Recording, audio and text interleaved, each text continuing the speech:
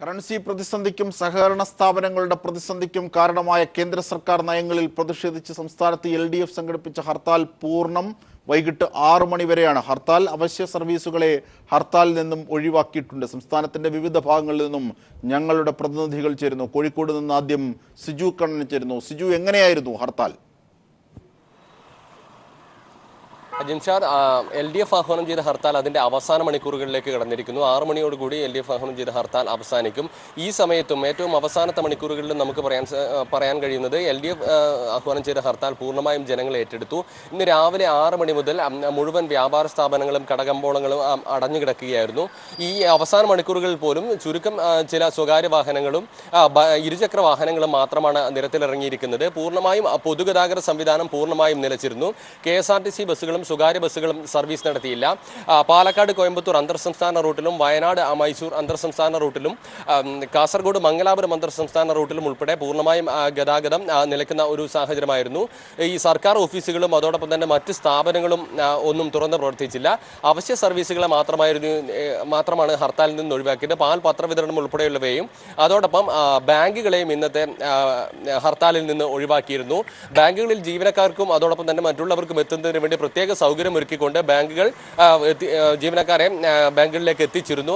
അതുകൊണ്ട് തന്നെ ബാങ്കുകൾ വളരെ സുഗമമായ രീതിയിൽ തന്നെ ഇന്ന് പ്രവർത്തിച്ചു. അതോടൊപ്പം ശബരിമല തീർത്ഥാടകരെയും ഇതിൽ നിന്ന് ഒഴിവാക്കിയിരുന്നു. വ്യവസായ മേഖല പൂർണ്ണമായും സ്തംഭിക്കുന്ന ഒരു കാഴ്ചയാണ് മലബാറിലെ കാസർഗോഡ് മുതൽ പാലക്കാട് വരെയുള്ള ജില്ലകളിൽ കാണുന്നത്. പാലക്കാട് കഞ്ചിക്കോട് വ്യവസായ മേഖല ഉൾപ്പെടെ പൂർണ്ണമായും ഇന്നത്തെ LDF ആഹ്വാനം ചെയ്ത ഹർത്താലിൽ പ്രവർത്തനം നിലയ്ക്കുന്ന ഒരു സാഹചര്യമായിരുന്നു.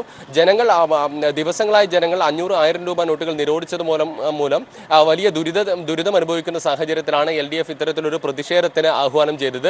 പൂർണ്ണമായും ജനവികാരം മാനിച്ചുകൊണ്ടുള്ള ഈ പ്രതിഷേധത്തെ അതുകൊണ്ട് തന്നെ ജനങ്ങൾ വലിയ രീതിയിൽ ഏറ്റെടുത്തു. ഈ 12 മണിക്കൂർ ഹർത്താലിനോട് ഐക്യദാർഢ്യം പ്രഖ്യാപിച്ചുകൊണ്ട് ജനങ്ങൾ പൂർണ്ണമായും നഗരങ്ങളിൽ എത്തുന്നതിൽ നിന്നും അതോടൊപ്പം തന്നെ ജോലി ചെയ്യുന്നതിൽ നിന്നും അടക്കം വിട്ടുനിന്നു. ഏതായാലും മലബാറിലെ 6 ജില്ലകളിലും ഹർത്താൽ പൂർണ്ണവും സമാധാനപരവുമാണെന്ന് പറയാം. ജിംഷാദ്. ശരി സിജു കണ്ണൻ. ഇപ്പോൾ തെക്കൻ കേരളത്തെ പ്രതിനിധീകരിച്ച് ഞങ്ങളുടെ പ്രതിനിധി സുനിൽ അരുമാനൂർ ചേർന്നു. സുനിൽ, എങ്ങനെയായിരുന്നു ഹർത്താൽ? ജനം അനുഭവിക്കുന്ന ബുദ്ധിമുട്ടിന്റെ പ്രതിഫലനം കൂടി പ്രതിഷേധത്തിൽ ഇന്ന് കണ്ടു. തീർച്ചയായും ജനങ്ങൾ കൂടെ ഈ ഹർത്താലിൽ പങ്കാളികളായിരുന്നു എന്നുള്ളതാണ് അവസാന നിമിഷത്തിൽ നമുക്ക് പറയേണ്ടി വരിക. കാരണം അത്തരത്തിൽ തന്നെയാണ് ജനങ്ങൾക്ക് വേണ്ടിയുള്ള ഒരു ഹർത്താലായി തന്നെയാണ് ഇതിനെ ജനങ്ങളും അംഗീകരിച്ചത് എന്നുള്ളത് തന്നെയാണ്. പ്രത്യേകിച്ച് തെക്കൻ ജില്ലകളിൽ തിരുവനന്തപുരം, കൊല്ലം, പത്തനംതിട്ട അടക്കമുള്ള ജില്ലകളിൽ ഹർത്താൽ പൂർണ്ണമായിരുന്നു.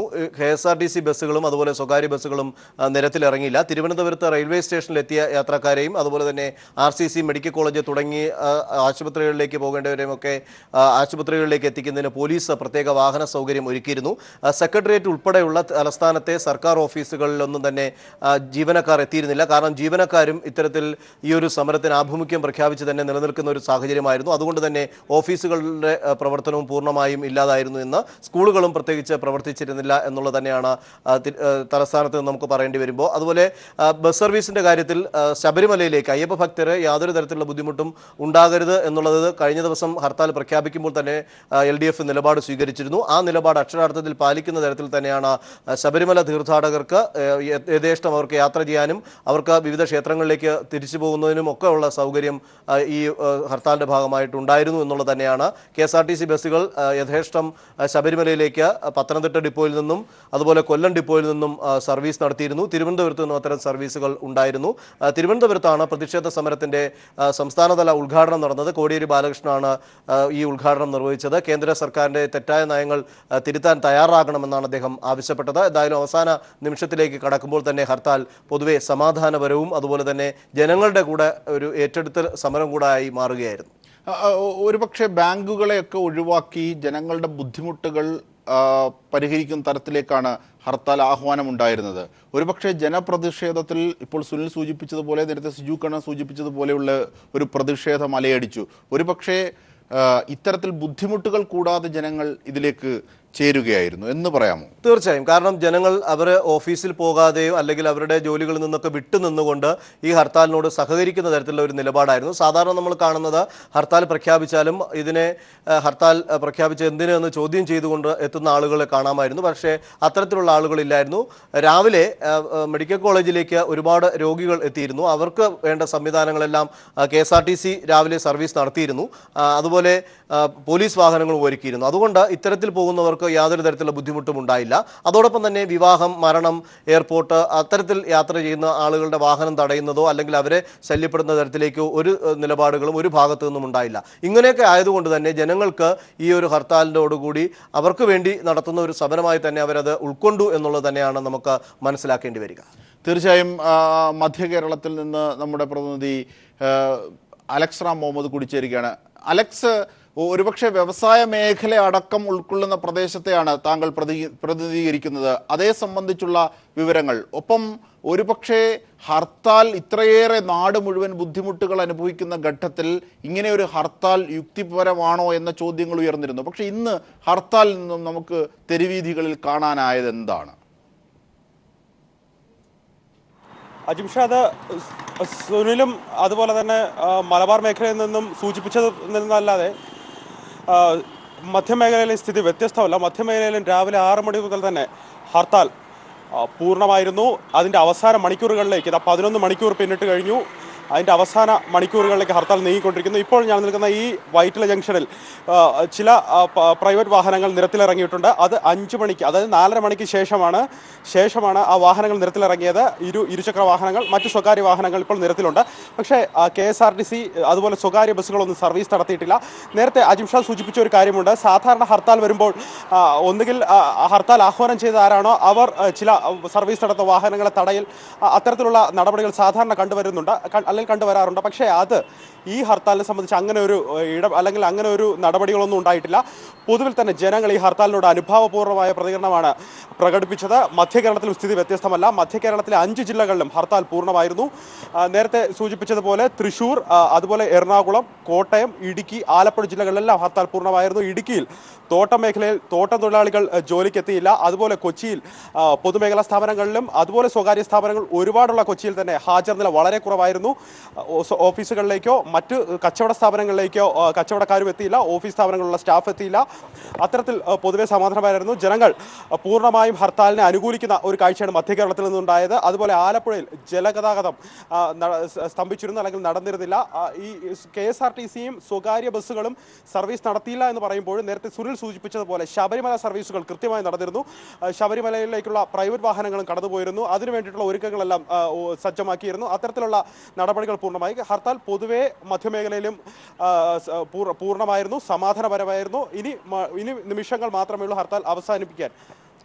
ശരി അലക്സ്, സുനിലിലേക്ക് വന്നാൽ, അതായത് നമ്മൾ കേരളത്തിൻ്റെ എല്ലാ മേഖലകളും പരിശോധിക്കുമ്പോൾ സമാധാനപരമായി തന്നെ ഹർത്താൽ പൂർണ്ണമായി പുരോഗമിക്കുന്നു. ഇനി 1 മണിക്കൂർ മാത്രമേ ഉള്ളൂ ഏകദേശം ഹർത്താൽ അവസാനിക്കാൻ. ഇനി പ്രതിഷേധ പരിപാടികൾ ഇതിൻ്റെ ഭാഗമായി എന്തൊക്കെയാണ് സുനിലുള്ളത്?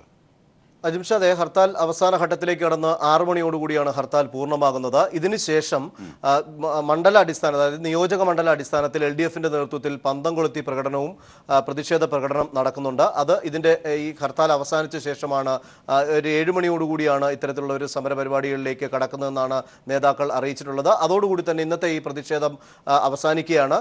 ഏതായാലും കേന്ദ്ര സർക്കാരിൻ്റെ തെറ്റായ നയം, പ്രത്യേകിച്ച് സഹകരണ മേഖലയെ, സംസ്ഥാനത്തിൻ്റെ സഹകരണ മേഖലയെ പൂർണ്ണമായും തകർച്ചയുടെ വക്കിലേക്ക് നയിക്കുന്ന തരത്തിലുള്ള തീരുമാനം, ഒരു ജനാധിപത്യ സർക്കാരിന്റെ ആവശ്യം അംഗീകരിക്കാത്ത ഏകാധിപത്യ നടപടി നരേന്ദ്രമോദി സ്വീകരിച്ചിരിക്കുന്നതിലുള്ള ശക്തമായിട്ടുള്ള ഒരു പ്രതിഷേധം തന്നെയാണ് രാജ്യത്തുടനീളം ഉണ്ടായിരുന്ന അതേ തരത്തിലുള്ള ഒരു പ്രതിഷേധത്തിന്റെ മറ്റൊരു രൂപമാണ് സംസ്ഥാനത്തിന്റെ വിവിധ കേന്ദ്രങ്ങളിൽ നമ്മൾ കണ്ടത്. അതിന് അവസാന മിനിറ്റുകളിലേക്ക് പോകുമ്പോൾ അത് പന്തം കൊളുത്തി പ്രകടനവും പ്രതിഷേധ മുദ്രാവാക്യം വിളിച്ചുകൊണ്ടുള്ള ഒരു സമര പരിപാടിക്കായിരിക്കും ഇന്നത്തെ ഈ ദിവസത്തിന് പരിസമാപ്തി വരുന്നത്. ശരി, സുനിലാണ് വിശദാംശങ്ങൾ കൂടി നൽകിയത്. അലക്സ്, ഒപ്പം സിജു കണ്ണൻ എന്നിവരാണ്. ഹർത്താൽ ഏതാണ്ട് സമാധാനപരമായി തന്നെയാണ് 1 മണിക്കൂർ ശേഷിക്കെ പുരോഗമിച്ചത്. കേരളത്തിൽ മുഴുവനായി പ്രതിഷേധം അലയടിക്കുകയാണ്. രാജ്യമൊട്ടാകെ പ്രതിഷേധത്തിനൊപ്പം കേരളത്തിൽ ഹർത്താൽ. ഇനി 1 മണിക്കൂർ മാത്രം. ഇതിൻ്റെ വിശദാംശങ്ങൾ കൂടിയാണ് ഞങ്ങളുടെ പ്രതിനിധികൾ. വാർത്തകളിലേക്ക്. രാജ്യത്ത് സാമ്പത്തിക അടിയന്തരാവസ്ഥയെന്ന് CPIM സംസ്ഥാന സെക്രട്ടറി കോടിയേരി ബാലകൃഷ്ണൻ. തൻ്റെ ഭരണപരാജയം മറച്ചുവെക്കാനാണ് മോദി ശ്രമിക്കുന്നത്. സ്വകാര്യ ബാങ്കുകളുടെ ഏജന്റുമാരായി BJP പ്രവർത്തിക്കുന്നുവെന്നും കോടിയേരി പറഞ്ഞു. UDF നേതാക്കൾ യോജിച്ചുള്ള പ്രക്ഷോഭത്തിന് തയ്യാറാകുന്നില്ല. വിഷയത്തിൽ BJPയുമായി കോൺഗ്രസ് ഒത്തുകളിക്കുകയാണെന്നും കോടിയേരി ആരോപിച്ചു. പാവങ്ങളിൽ പാവപ്പെട്ടവന്റെ പണമാണ് സഹകരണ മേഖലയിൽ നിക്ഷേപിക്കപ്പെട്ടിട്ടുള്ളത്. ആ പണം പിൻവലിക്കാനുള്ള അവകാശം നിഷേധിക്കപ്പെട്ടതോടുകൂടി കേരളത്തിലെ സഹകരണ മേഖല പൂർണ്ണമായി സ്തംഭിച്ചിരിക്കുകയാണ്. ഈ സാഹചര്യത്തിലാണ് മുഖ്യമന്ത്രിയും മന്ത്രിമാരും റിസർവ് ബാങ്കിൻ്റെ മുമ്പിൽ ഒരു ദിവസം കുത്തിയിരിപ്പ് സമരം നടത്തി. കേരള നിയമസഭ പ്രമേയം പാസാക്കി. ഇത് മാറ്റണം, കേരളത്തെ സഹായിക്കണം. സർവകക്ഷി യോഗം ആവശ്യപ്പെട്ടു. സർവകക്ഷിയുടെ ഒരു പ്രതിനിധി സംഘം മുഖ്യമന്ത്രിയും പ്രതിപക്ഷ നേതാവ് ഉൾപ്പെടെ ഡൽഹിയിൽ പോകാൻ തീരുമാനിച്ചു. ആ സർവകക്ഷി പ്രതിനിധി സംഘത്തിന്, മുഖ്യമന്ത്രിക്കും പ്രതിപക്ഷ നേതാവും ഉൾപ്പെടെയുള്ള സർവകക്ഷി സംഘത്തിന് അനുമതി നിഷേധിക്കുകയാണ് പ്രധാനമന്ത്രി ചെയ്തത്. ഇത് കേരളത്തോടുള്ള ഒരു അവഹേളനമാണ്. 3.5 കോടി ജനങ്ങളെ അപമാനിക്കുകയാണ് നരേന്ദ്രമോദി ചെയ്തത്. കൃത്യമായ ആസൂത്രണമില്ലാതെ കേന്ദ്ര സർക്കാർ നടപ്പിലാക്കിയ നോട്ട് പിൻവലിക്കലിൽ പ്രതിഷേധിച്ച് പ്രതിപക്ഷ പാർട്ടികൾ ദേശവ്യാപകമായി പ്രക്ഷോഭം നടത്തി. കേരളത്തിന് പുറമെ ബംഗാളിലും ത്രിപുരയിലും ബന്ദ് പൂർണ്ണമായിരുന്നു. രാജ്യതലസ്ഥാനത്ത് ഇടത് പാർട്ടികൾ സംയുക്തമായി പശ്ചിമ ബംഗാളിൽ കർഷകരും പ്രതിഷേധ മാർച്ച് നടത്തി. രാജ്യവ്യാപക പ്രക്ഷോഭത്തിന്റെ ഉത്തരവാദി പ്രധാനമന്ത്രിയാണെന്ന് സീതാറാം യെച്ചൂരി പറഞ്ഞു. നോട്ട് പ്രതിസന്ധിയിൽ ജനജീവിതം ദുസ്സഹമായതിൽ പാർലമെന്റിനകത്തും പുറത്തും പ്രക്ഷോഭം ശക്തമാക്കിയതിനു പിന്നാലെ പ്രതിപക്ഷ പാർട്ടികൾ നടത്തിയ രാജ്യവ്യാപക പ്രക്ഷോഭവും ഏകദേശം പൂർണ്ണമായിരുന്നു. 14 പ്രതിപക്ഷ പാർട്ടികളും പ്രതിഷേധത്തിന് ആഹ്വാനം ചെയ്തിരുന്നെങ്കിലും ബീഹാറിൽ JDU നിതീഷ് കുമാർ വിഭാഗം വിട്ടുനിന്നു. കേരളത്തിന് പുറമെ ബംഗാളിലും ത്രിപുരയിലും ഇടത് സഖ്യം ബന്ദ് നടത്തി. നോട്ട് പ്രതിസന്ധിയിൽ കർഷക വിപണി നിശ്ചലമായതിൽ പ്രതിഷേധിച്ച് ഇടതു പാർട്ടികൾ സംയുക്തമായി ദില്ലിയിൽ പ്രതിഷേധ മാർച്ച് നടത്തി. രാജ്യവ്യാപക പ്രക്ഷോഭത്തിന്റെ ഉത്തരവാദി പ്രധാനമന്ത്രിയാണെന്ന് സീതാറാം യെച്ചൂരി പറഞ്ഞു. आज पार्लियामेंट बंद है तो प्रधानमंत्री के वजह से, आज भारत बंद है तो प्रधानमंत्री के वजह से. പശ്ചിമ ബംഗാളിൽ കർഷകർ ഉൾപ്പെടെ 1 ലക്ഷം ആളുകൾ അണിനിരന്ന് തൃണമൂൽ കോൺഗ്രസിന്റെ നേതൃത്വത്തിൽ പ്രതിഷേധ മാർച്ച് നടന്നു. ബംഗാളിൽ CPIML പ്രവർത്തകർ ട്രെയിൻ തടഞ്ഞത് സംഘർഷത്തിലേക്ക് വഴിവെച്ചു. പ്രതിഷേധ മാർച്ചിനിടെ CPM പ്രവർത്തകർക്കെതിരെ പോലീസ് നടത്തിയ ആക്രമണത്തിൽ നിരവധി പ്രവർത്തകർക്ക് പരിക്കേറ്റു. ഹൈദരാബാദിൽ റിസർവ് ബാങ്ക് ഓഫീസിന് മുന്നിൽ കോൺഗ്രസ് പ്രവർത്തകർ മനുഷ്യച്ചങ്ങലയും തീർത്തു. പാർലമെന്റിനകത്തും പുറത്തും പ്രതിപക്ഷ കക്ഷികൾ ഉയർത്തിയ പ്രതിഷേധവും ധർണയും ദേശീയ പ്രക്ഷോഭമായി ഉയർന്നതോടെ വരും നാളുകളിൽ ഈ പ്രതിഷേധത്തെ സർക്കാരിന് എങ്ങനെ നേരിടാനാകുമെന്നത് കണ്ടറിയേണ്ടതാണ്. ക്യാമറാമാൻ ശൈലേഷ് കല്ലായിക്കൊപ്പം മനുശങ്കർ, ന്യൂസ് ബ്യൂറോ, ദില്ലി. പ്രതിപക്ഷ ആവശ്യത്തിന് മുമ്പിൽ കേന്ദ്ര സർക്കാർ വഴങ്ങുന്നു. നോട്ടുമാറ്റ പ്രതിസന്ധിയിൽ നരേന്ദ്രമോദി നാളെ പാർലമെന്റിൽ സംസാരിച്ചേക്കും. നോട്ടുമാറ്റം നടപ്പാക്കിയതിൽ പാളിച്ചയുണ്ടെങ്കിൽ ചർച്ച ചെയ്യാമെന്ന് കേന്ദ്ര ആഭ്യന്തരമന്ത്രി രാജ്നാഥ് സിംഗ് ലോക്സഭയെ അറിയിച്ചു. പാർലമെന്റിന് മുന്നിൽ പ്രതിപക്ഷ പാർട്ടികൾ ധർണയും നടത്തി.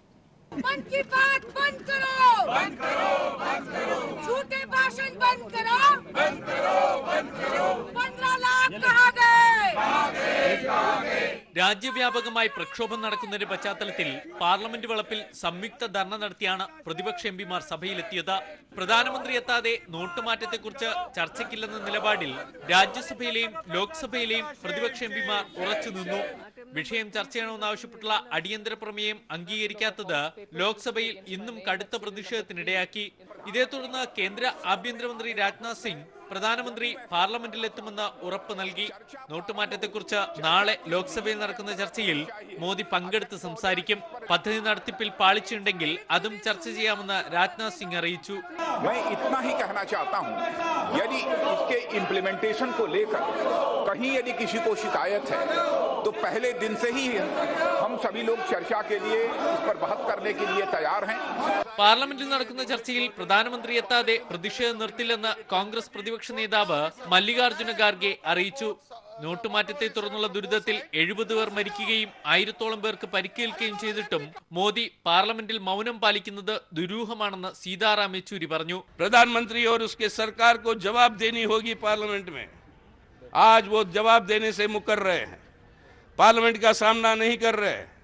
देश में जाकर बाहर भाषणें देते हैं, लेकिन बाहर भाषणें देने से कोई सवाल नहीं पूछता, उसका जवाब उनको देने की जरूरत नहीं है. പ്രതിപക്ഷ പ്രതിഷേധം ശക്തമായതോടെ ഇരുസഭകളും ഉച്ചയോടെ പിരിഞ്ഞു. News bureau, Delhi. നോട്ട് പ്രതിസന്ധിക്കെതിരെ പ്രതിപക്ഷ പാർട്ടികൾ നടത്തുന്ന രാജ്യവ്യാപക പ്രതിഷേധത്തിന്റെ ഭാഗമായി UDF MLA മാർ രാജ്ഭവന് മുന്നിൽ പ്രതിഷേധിച്ചു. പിക്കറ്റിംഗ് പ്രതിപക്ഷ നേതാവ് രമേശ് ചെന്നിത്തല ഉദ്ഘാടനം ചെയ്തു. തുഗ്ലക് പരിഷ്കാരമാണ് പ്രധാനമന്ത്രി നരേന്ദ്രമോദിയുടേതെന്നും വിവരമില്ലാത്തതുകൊണ്ടാണ് പ്രധാനമന്ത്രി തീരുമാനം പിൻവലിക്കാത്തതെന്നും ചെന്നിത്തല കുറ്റപ്പെടുത്തി. കക്ഷി നേതാക്കൾ പിക്കറ്റിങ്ങിനെ അഭിസംബോധന ചെയ്ത് സംസാരിച്ചു. തുടർന്ന് മുൻ മുഖ്യമന്ത്രി ഉമ്മൻചാണ്ടി ഉൾപ്പെടെയുള്ള എല്ലാ MLA-മാരെയും പോലീസ് അറസ്റ്റ് ചെയ്തു നീക്കി.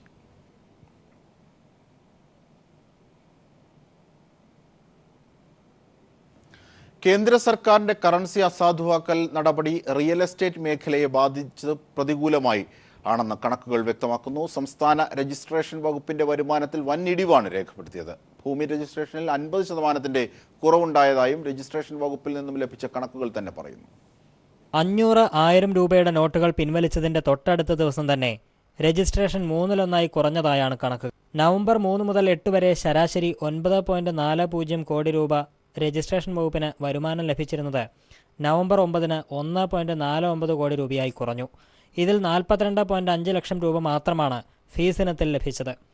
1.07 കോടി രൂപ സ്റ്റാമ്പ് ഡ്യൂട്ടി ഇനത്തിലും ലഭിച്ചു.